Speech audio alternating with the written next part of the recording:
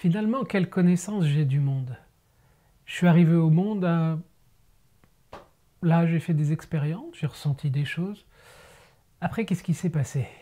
Bah, j'ai grandi, j'ai commencé à grandir, j'ai perçu, j'ai bougé, j'ai voulu découvrir des choses, aller en toucher, aller en goûter même. Et après, qu'est-ce qui s'est passé?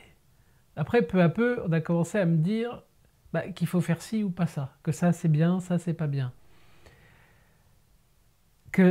En gros, on a commencé à essayer de m'éduquer. Voilà ce qui se passe. Après, qu'est-ce qui s'est passé d'autre?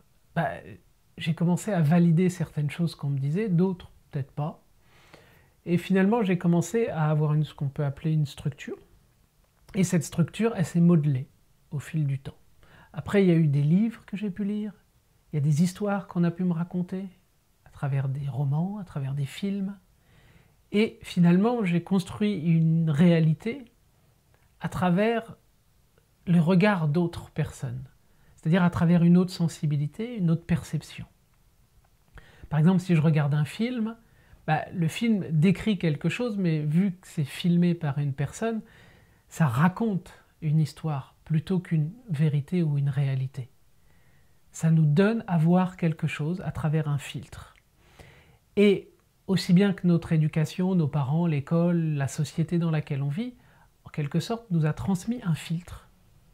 Nos parents sont le fruit de leur éducation, de leur apprentissage, et ils nous transmettent cette éducation et cet apprentissage. Et nous l'achetons plus ou moins, en fonction du type de parents qu'on pouvait avoir.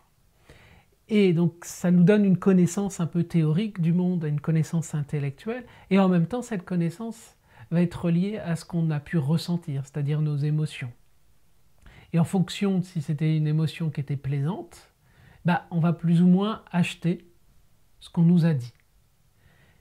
Et donc peu à peu, nous avons construit donc cette structure. Et cette structure, on appelle ça « nous ». Et même parfois, on s'identifie même à cette structure. Je suis comme ça. Et non pas « j'ai une personnalité ». Et donc tout cela, finalement, repose sur pas grand-chose. Sur quelques expériences. Imaginez, je suis allé au tableau quand j'étais en primaire et j'ai pas donné les bonnes réponses. Et où alors les camarades se sont mis à rire.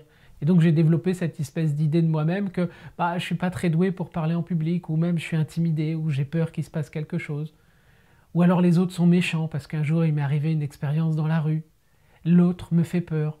Ou alors quand je veux séduire une femme, j'ose pas parce qu'un jour j'ai voulu le faire et l'expérience a voulu que quand j'étais adolescent, j'étais peut-être moins sympathique, moins jolie physiquement, ou ce jour-là l'autre n'était pas disponible et du coup je me suis fait rembarrer. Et donc j'en ai vécu comme un apprentissage qui fait que je suis maladroit, je suis timide, je suis comme ci, je suis comme ça.